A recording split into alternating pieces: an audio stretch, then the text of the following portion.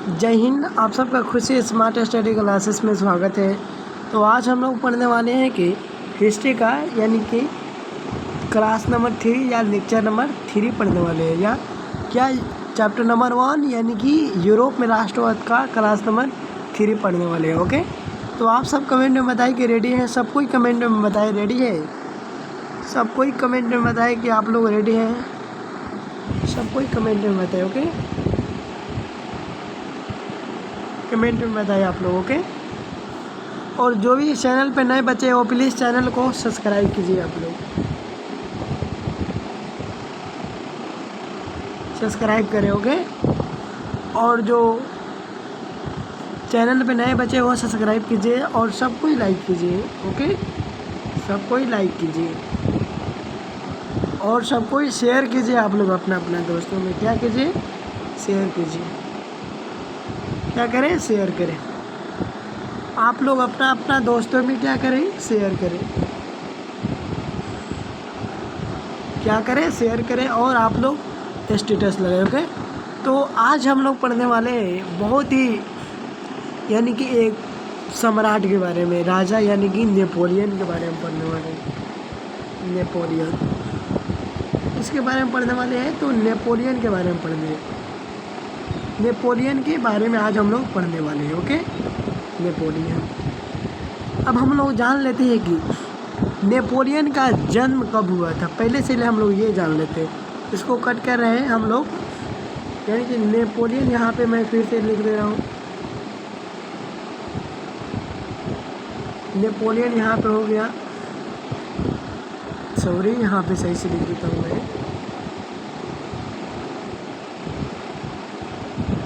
Napoleon हो गया। Okay, यानी कि पहले हम लोग जान लेते हैं कि नेपोलियन का जन्म कब हुआ था। यानी कि जन्म कब हुआ था नेपोलियन के, तो 15 अगस्त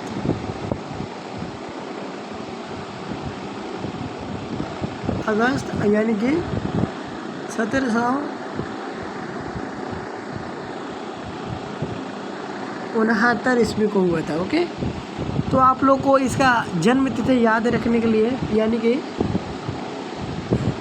15 अगस्त को हम लोग क्या मनाते हैं, यानी कि 15 दिवस को हम लोग क्या मनाते हैं। आप लोग सब कोई कमेंट में बताएं। पहले से हम एक और ट्रिक बताना चाहूँगा कि हमारा देश कब आज़ाद हुआ था। देश कब आज़ाद हुआ था, यानी कि 15 अगस्त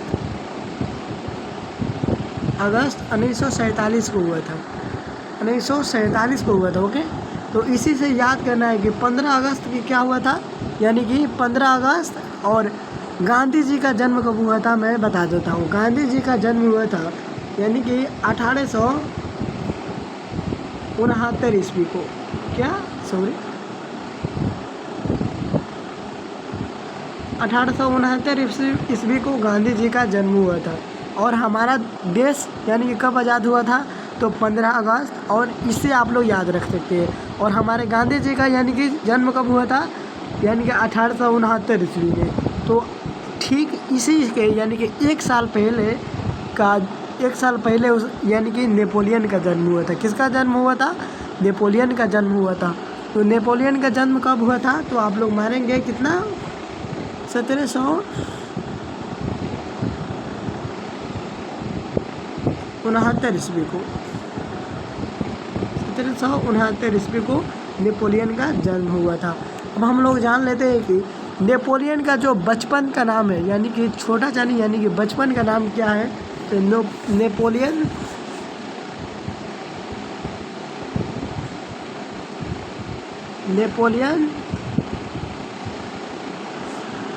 डी बोनापार्ट है। बोनापार्ट। नेपोलियन का बचपन का नाम क्या है, तो नेपोलियन डी बोनापार्ट। ओके, अब हम लोग जान लेते हैं जो नेपोलियन था ना, मैं थ्योरी में भी बता दे रहा हूँ। नेपोलियन एक बहुत ही यानी कि ऐसा यानी कि सेनापति था जो यानी कि विश्व में यानी कि अच्छे यानी कि सेनापति में गिने चुने में आते थे। कौन, तो नेपोलियन। हम लोग अब थ्योरी में थोड़ा आप समझ लेते हैं, यानी कि नेपोलियन बोनापार्ट, यानी कि नेपोलियन यहाँ पे हम लोग बोनापार्ट के बारे में पढ़ रहे हैं। ओके, इसका जन्म हुआ था 15 अगस्त 1969 ईस्वी को हुआ था। ओके। और बचपन का नाम क्या था? तो नेपोलियन दी बोनापार्ट था। यानी कि फ्रांस की क्रांति में सेनापति के रूप में काम कर रहे थे। जब फ्रांस की क्रांति हुआ ना, तो वो जो नेपोलियन था वो सेना के रूप में काम कर रहा था, सेनापति के रूप में। ओके। और जो यानी कि और इतिहास में नेपोलियन को विश्व के सबसे महान सेनापति में गिना जाता है। जो नेपोलियन है ना, उसके यानी कि विश्व के महान सेनापति में यानी कि गिना जाता है। किसको? तो नेपोलियन को गिना जाता है। ओके। अब हम लोग जान लेते हैं कि यानी कि 1789 ईस्वी में फ्रांस की राजनीतिक में प्रवेश किया। तो यानी कि नेपोलियन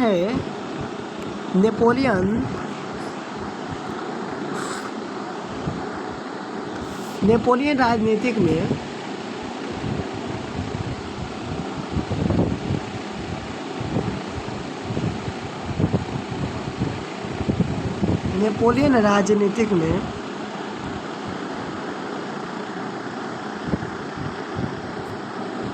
सॉरी कट गया।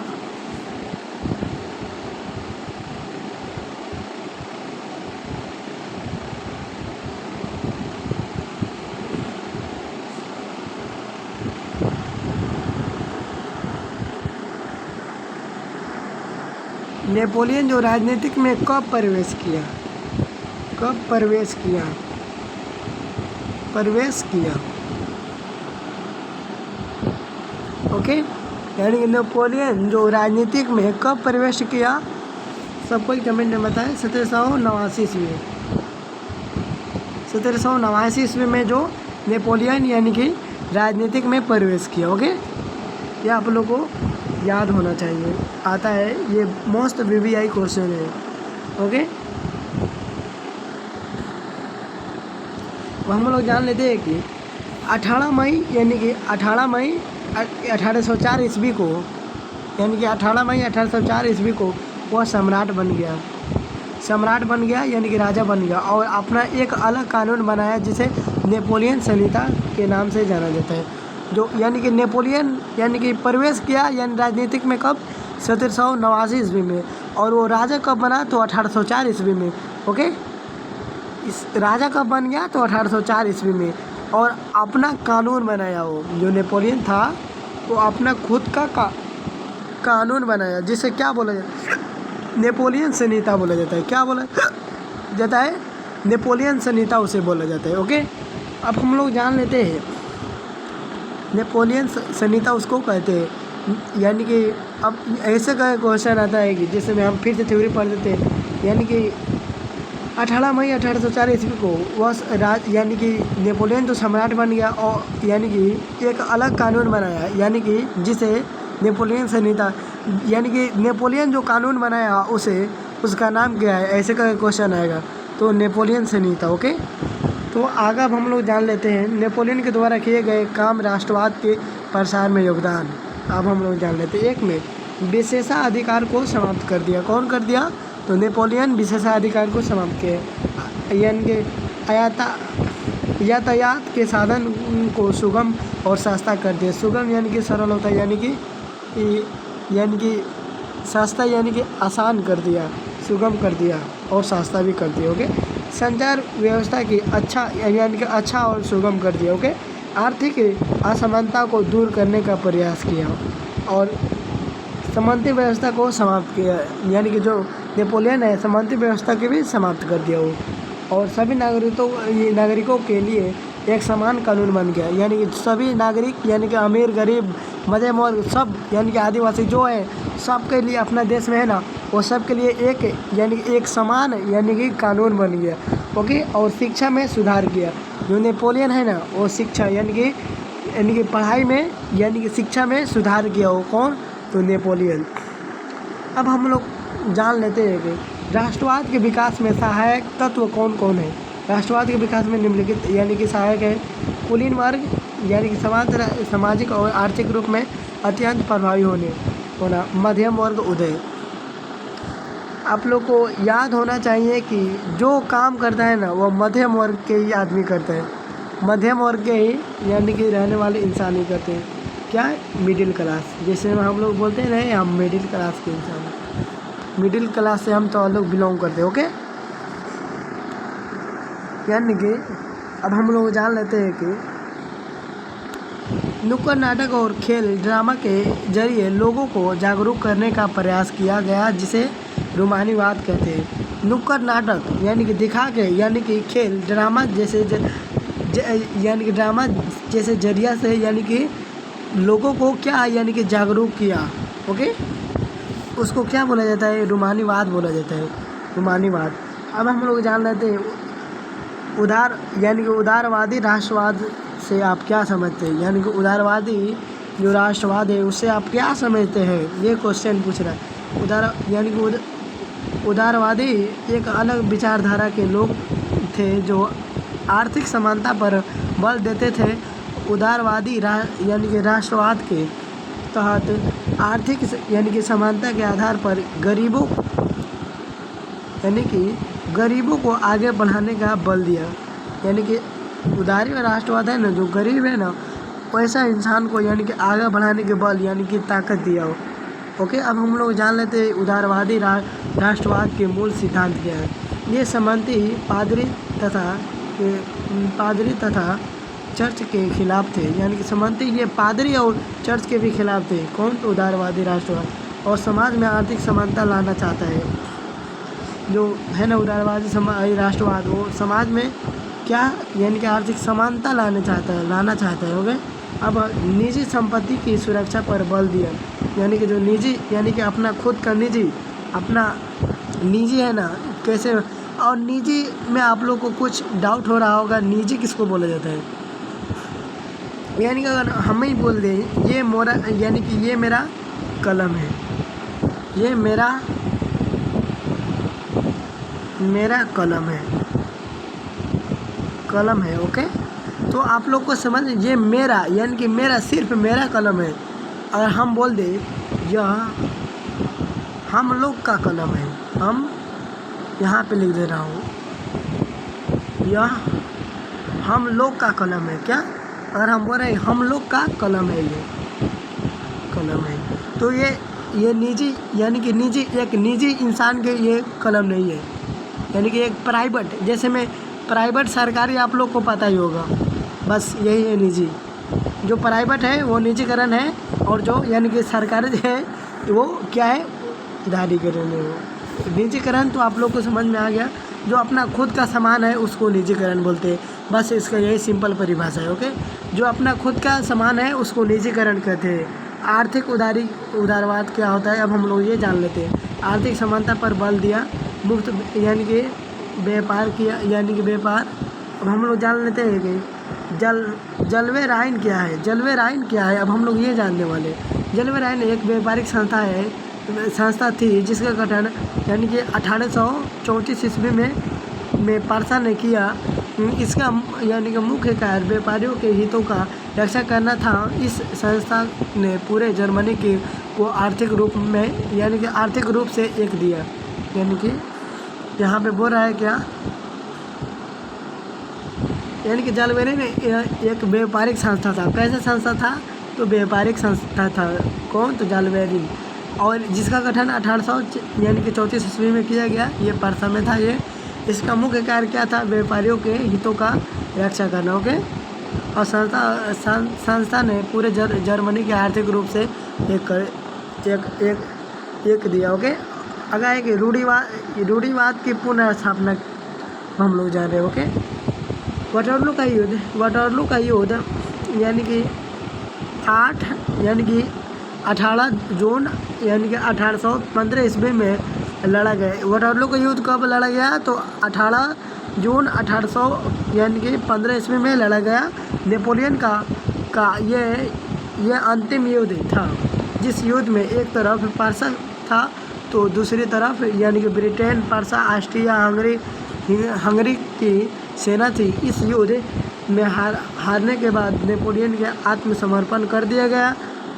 यानी कि समर्पण कर दिया तथा उसे एक कैदी के रूप में सेंट हेलेना नामक टापू पर भेज दिया, जहां यानी कि कितना 52 वर्षों की आयु में 1821 ईस्वी में उसकी मृत्यु हो गई। यानी कि जो नेपोलियन है ना, आप लोग को वियना संधि के बारे में आप लोग के भी बताएंगे। वियना संधि या वियना कांग्रेस, यानी कि आप लोग को वाटरलू का जब युद्ध हुआ ना, तो वो नेपोलियन के लिए वो अंत युद्ध था। यानी कि नेपोलियन के लिए वाटरलू का युद्ध वो अंत था। ओके, वाटरलू का युद्ध कब हुआ था? यानी कि 18 जून 1800 यानी कि 15 ईस्वी में वाटरलू का युद्ध हुआ था। इस युद्ध में यानी कि एक तरफ से कौन था? यानी कि फ्रांस था। फ्रांस में कौन सा? नेपोलियन था। और दूसरी तरफ ब्रिटेन था, पर्सा था, ऑस्ट्रिया था, हंगरी था। यानी कि ये सब किसके साथ दे रहा था? तो वो दे रहा था यानी कि क्या बोला जाता है, यानी कि सॉरी, जो लुई 18वां का फिर से गठन हो गया था। ओके, लुई 18वां का दे रहा था। ये नेपोलियन का अंतिम युद्ध था। इस युद्ध में एक तरफ पर्सा था और दूसरी तरफ यानी कि रूस था, ब्रिटेन था, पर्सा था, ऑस्ट्रिया था, हंगरी था। ये सब वाटरलू के युद्ध में ये सब एक तरफ और ये यानी कि फ्रांस एक तरफ। ओके, वो सब एक ही मिल जाता है। तो कोई भी आदमी अगर ज़्यादा संख्या में हो जाए तो वो जीतेगा ही। इस युद्ध में हारने के बाद नेपोलियन को आत्मसमर्पण कर दिया था। यानी कि इस युद्ध वाटरलू के युद्ध में जब हार गया ना, तो नेपोलियन का आत्मसमर्पण कर दिया गया तथा इसे कैदी के रूप में सेंट हेलेना नामक टापू पर यानी कि भेज दिया, जहाँ यानी कि 52 वर्षों में इनकी मृत्यु हो गई। ओके, यानी कि 1815 में यानी कि ले गए। इनका जो नेपोलियन का मृत्यु हो गया ना 1800 यानी कि 21 ईस्वी में नेपोलियन का यानी कि डेथ हो गया, मर गए। ओके, अब हम लोग आगे है कुछ बातें अब हम लोग जान लेते हैं। आगे है कि वियना की संधि 1805 ईस्वी में हुआ था। ओके, वियना संधि का अध्यक्ष कौन था? तो ऑस्ट्रिया का चांसलर था। चांसलर किसको बोला जाता है? तो प्रधानमंत्री को। चांसलर किसको बोला जाता है? तो प्रधानमंत्री को बोला जाता है। ओके,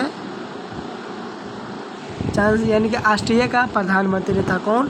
तो वो था मेटरनिख था। ओके, मेटरनिख की मैं फ़ोटो भी बता दूंगा आप लोगों को कुछ बाद। ओके, वियना सम्मेलन का उद्देश्य नेपोलियन के द्वारा यूरोप के राजनीतिक में लाए गए परिवर्तन को समाप्त करना और पुराना व्यवस्था को लागू करना था।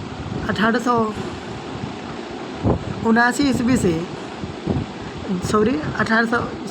यानी कि 1789 ईस्वी से यानी कि 1815 तक जो भी घटना घटी है उसे दोहरा ना जाए और नेपोलियन के द्वारा जो भी विकास का आंदोलन चलाया गया उसे दबा दिया जाए और कहा गया कि यूरोप में जैसी स्थिति है उसमें कोई परिवर्तन नहीं होना चाहिए। कौन कहा?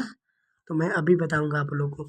यानी कि वियना सम्मेलन का उद्देश्य नेपोलियन के द्वारा यानी कि अच्छे काम किए गए ना, वो सब का समाप्त कर देना। ओके, समाप्त कर देना यानी कि राजनीतिक में लाए गए परिवर्तन यानी कि बदलाव को समाप्त कर देना। और पुराना जैसे लुई 16वां के बारे में मैं बता दिया हूँ, तो आप लोग क्लास 1-2 में मिल जाएगा, आप लोगों उसको देख लीजिए। यानी कि पुराना जो शासन यानी कि जनता पर शासन करना, बहुत गरीबी जैसा जनता को बना देना, ऐसे करके बहुत शासन करना, जनता को यानी कि बहुत दबाना, दिक्कत देना, तकलीफ देना, उसी तरह से फिर से लागू कर दिया गया।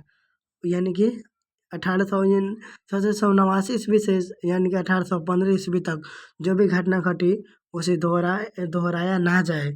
नेपोलियन यानी कि इतना में यानी कि 1789 ईस्वी से लेकर 1815 ईस्वी तक इस जो घटना घटा ना उसको दोहराया नहीं, उसको अब समाप्त कर देना है, ऐसे सोचते थे ना जाए। नेपोलियन द्वारा जो भी विकास का आंदोलन चलाया गया उसे दबा दिया गया और कहा गया यूरोप में जैसी स्थिति है उससे यानी कि यूरोप में जैसी स्थिति है ना उसमें कोई परिवर्तन नहीं आना चाहिए, यानी कि कोई बदलाव नहीं होना चाहिए।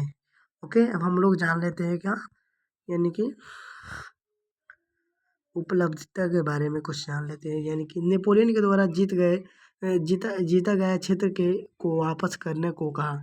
यानी कि जो नेपोलियन जो पहले यानी कि युद्ध में जीते थे ना क्षेत्र, वो क्षेत्र को क्या कहा यानी कि वापस दो। यानी कि इटली को यानी कि 300 छोटे राज्यों में खंडित करना यानी कि कर दिए थे वो पे लुई 16वां फिर से वो सब एक जगह इकट्ठा किए यानी कि इटली को कितने छोटे छोटे राज्यों में किए थे यानी कि तो 300 ऐसे करके क्वेश्चन आता है। ओके, इटली को कितने छोटे छोटे राज्यों में यानी कि कर दिए गए तो यानी कि 300 छोटे छोटे राज्यों में। अगर कि इटली को पोलैंड का एक भाग मिला अतः इस प्रकार से प्रतिक्रियावादी शक्ति का विजय यानी कि जीत हुआ। ओके, आगे के फ्रांस को दो हिस्सों में बांट दिया गया। फ्रांस को कितने हिस्सों में बांट दिया गया तो 2 हिस्सों में बांट दिया गया। ये आप लोग को याद रखना होगा। अब हम लोग जान लेते हैं कि फ्रांस के ऊपर भारी जुर्माना यानी कि जुर्माना लगा दिया गया। जो फ्रांस है ना उस पर भारी जुर्माना लगा दिया और बुर्बो राजवंश की पुनर्स्थापना और लुई 18वां को गद्दी पर बैठा दिया गया। यानी कि जो 1815 ईस्वी में जो युद्ध हुआ यानी कि वियना संधि से भी उसको या वियना कांग्रेस। हाँ, तो हम लोग यानी कि जो वियना सम्मेलन कब हुआ था 1800 यानी कि 15 ईस्वी में ये यानी कि जीत गया और लुई यानी कि 18वां को गद्दी को सौंप दिया गया। ओके, तो आज हम लोग इतना ही रहने देते हैं। कल मिटरने के बारे में अब हम लोग पढ़ने वाले हैं। ओके, तो आप लोग इस वीडियो को प्लीज़ जितना हो सके उतना आप लोग शेयर करिए। आप लोग से जितना हो सके उतना आप लोग शेयर करिए। ओके, और आप लोग चैनल को प्लीज़ सब्सक्राइब कीजिए। प्लीज़ चैनल को आप लोग सब्सक्राइब कीजिए। ओके, मेरे प्यारे भाइयों, प्लीज़ आप लोग चैनल को सब्सक्राइब कीजिए और सबको यानी कि लाइक कीजिए और सबको शेयर करें। शेयर तो आप लोगों को भूलना ही नहीं चाहिए। ओके, तो अब हम लोग जान लेते हैं कि अगर आप लोग को PDF लेना है तो 91 22 899 423 पे कॉल करेंगे तो आप लोग का PDF भेज दिया जाएगा। ओके, अब हम लोग जान लेते हैं क्या यानी कि आप लोग का मैथ का जो क्लास है ना, मैथ का क्लास वो 10 बजे से चल रहा है। ओके, 10 बजे से वो चल रहा है, तो आप लोग प्लीज़ आप लोग जुड़े। ओके, और जो नॉन हिंदी का जो क्लास है नॉन हिंदी का क्लास है नॉन हिंदी का जो क्लास है ना वो आप लोग का यानी कि छूट गया है पूरा। हिंदी का जो क्लास है वो पूरा छूट गया है, ख़त्म हो गया है। तो आप लोग का यानी कि कल से यानी कि पूरा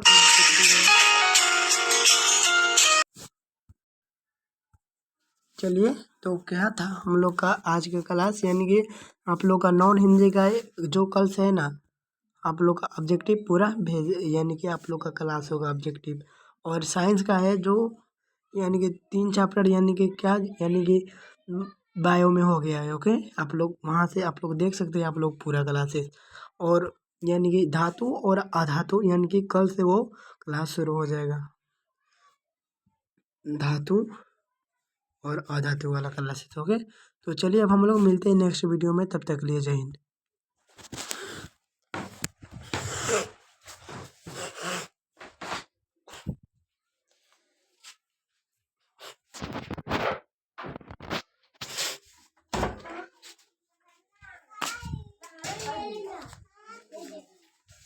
वो